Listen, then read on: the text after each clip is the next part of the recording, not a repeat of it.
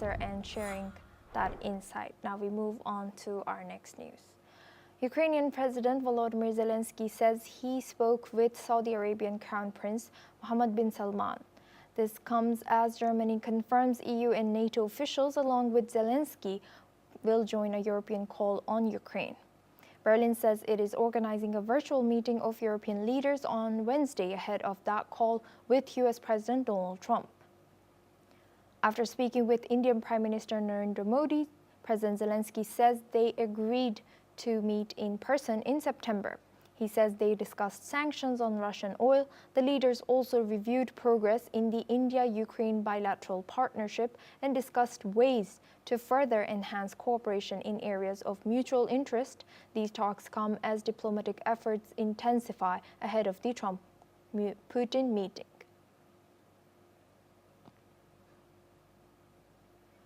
Now for this discussion, we're joined by Keith Vaz. He's a former UK minister, joins us live from London. Thank you, Keith, for joining us today. Good to see you.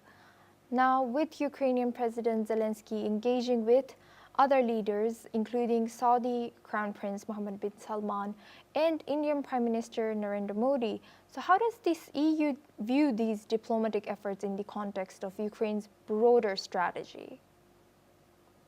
Good afternoon, Asma from London.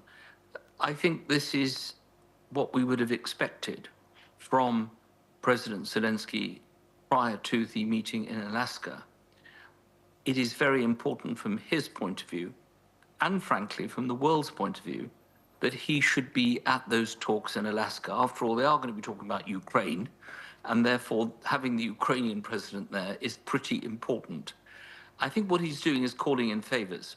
He's showing the White House how very strong he is, and he has been, for his country, an incredible leader in building up relationships between other people all over the world. He must be the most traveled head of state, I think, of any country in the world. And he's calling in his favors, reminding everyone that he needs to be there in Alaska. We'll leave India to one side and come back to that in a second. But in terms of all the other calls he's made, these are what one would have expected. The Saudi call, of course, the call to the leaders of Britain, France, and Germany. These are all essential allies in ensuring that Donald Trump sticks to the script, which is that there should be no secession of territory to President Putin and the Russians. So it's all understandable.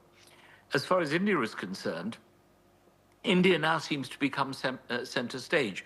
And I would imagine he's following in from what Trump has done to India, the accusation that in some way India buying Russian oil ensures that this conflict does continue. This is complete nonsense, because India has bought Russian oil for decades.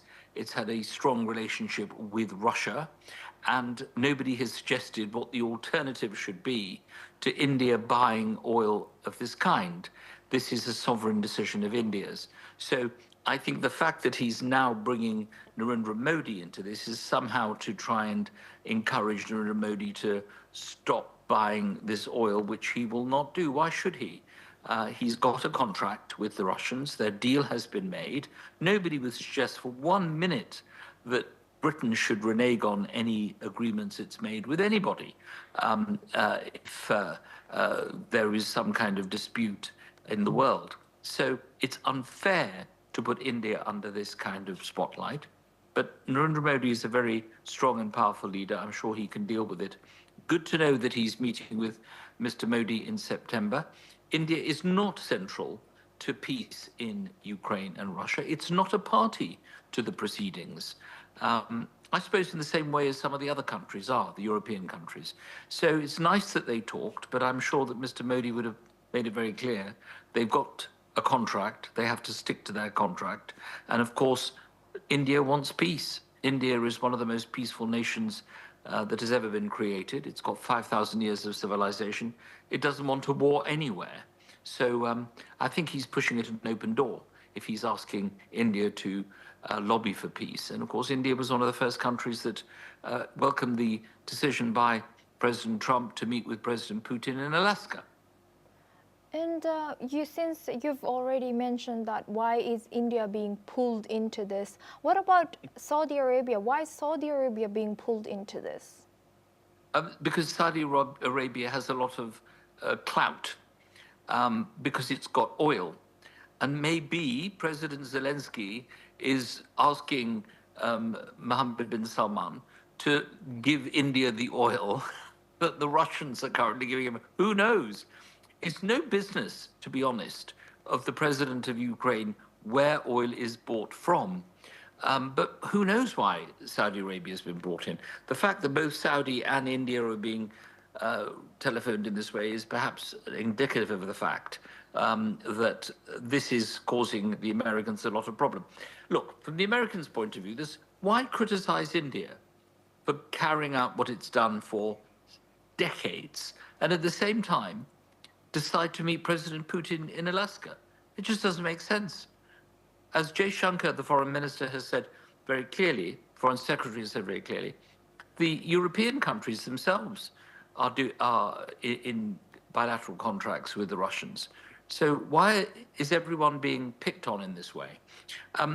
I think that the best thing for them to do is to listen and respect the words of President